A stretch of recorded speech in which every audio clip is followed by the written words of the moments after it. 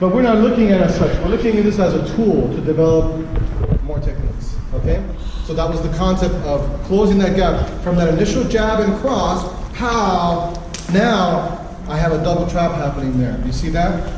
That jab and that cross, pow. That jab, that cross, pow, single trap. That jab, that cross, double trap. Oh, opened up the inside line.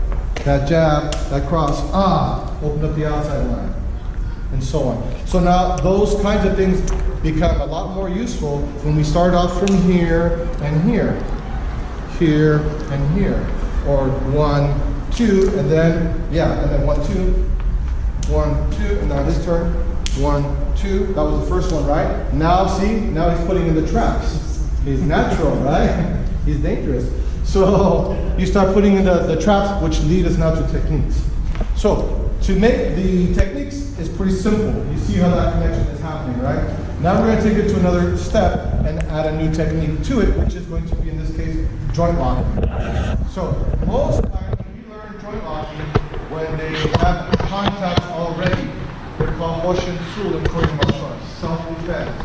In other styles like Jiu-Jitsu or Aikido or China in Japan, China, they have their own way of how this incorporates. But invariably, they start off with him grabbing your wrist, him grabbing your uniform, him choking you, him grabbing you in a headlock, whatever. Already the contact has happened.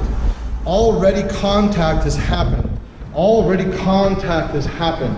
This contact has happened. That's where those joint locks happen. When we are disengaged like this, can I make joint locks? Yes, I can. But the techniques we learn from there are actually very limited because there's not a whole lot of them, but they are there. What makes them very strong is that capacity to make that contact happen. And since we are already doing trapping to get in there, I say those shots are free. Take it. Pow! Because from there, then my joint lock is a lot easier. So before we get to there, we're going to keep it very, very simple, and we're going to start with the first joint locks we learn, which is grabbing from the wrist, and we're going to go inside wrist lock. Grabbing to the wrist. Inside wrist lock. Grabbing to the wrist.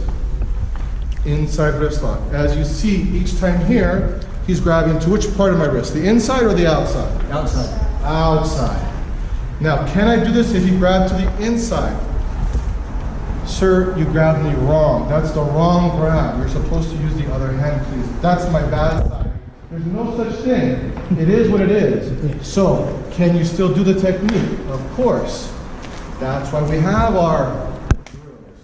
So it doesn't matter whether it's inside or whether it's outside, you still have it. But before we get there, we'll keep it very, very simple. Wow. No, this is outside. We're going to go 1, 2, 1, 2. Now it's his turn. I'm going to go 1, 2, 1. And you notice what I'm doing as it starts to get tight.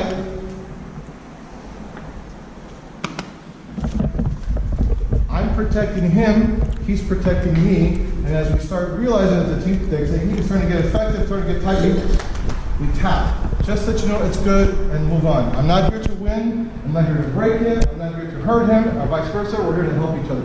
So let's start by figuring out how this, those of you that haven't done this, this is how the inside wrist lock works. This is what it looks like, this is how it works. Okay, so the way it works is I control his wrist, what we call tiger mouth. So in our forms, we have this all the time. I will connect forms constantly to your techniques. Because I see students going, I see masters go, wow, I didn't realize that was there. I didn't realize this was a choke. I didn't realize this was not a downward knife and this is breaking the shoulder. Really? Really? I didn't realize this was breaking the shoulder. Isn't that punching? It sure is punching. But I'm never going to fight someone like this. Wah, take that!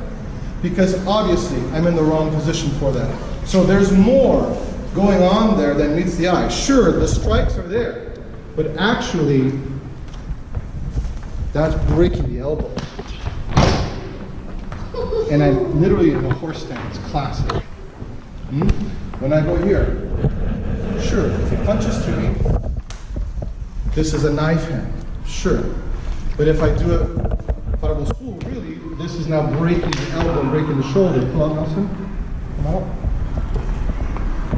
That's an elbow shoulder joint combination. You see? So something as simple as this. But you think, oh, he's just taking a stand. Oh, he's just positioned. Oh, he's just this. That's breaking someone's elbow, that's breaking someone's neck, that is throwing someone down, that is putting them into a choke, that is cutting out their circulation, that's pressure point, that now becomes a knife technique, and so on. Those are all hidden in there, but they're there all along. But we need to look at them first in a way that we can understand them. So, starting off with the inside wrist lock. How does that look? How does that feel? Starts off with the tiger mouth, catching his wrist. This other hand goes into what I call the web of his hand. The web of his hand, right here. This is the web. If I go here, no good. If I go here, no good. I want to go into the web, and I want to control the outside edge of his hand, close to his wrist. See that? Right in here. Here, too far down. Here, too far up. I want to be right in here. Tiger mouth, web of the hand, edge. Bring it in a half circle, so now his pinky goes upstairs to 12 o'clock. That puts a natural bend in his elbow.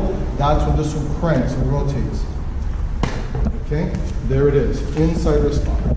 Tiger mouth, control web, control pinky up to 12 o'clock, and then crank. Okay, goes position, capture, position, technique. Grab, capture, position, technique. Okay? If you've already done this, sorry, it's always good to review. If you've not done this, is a good chance to practice. Okay? Go.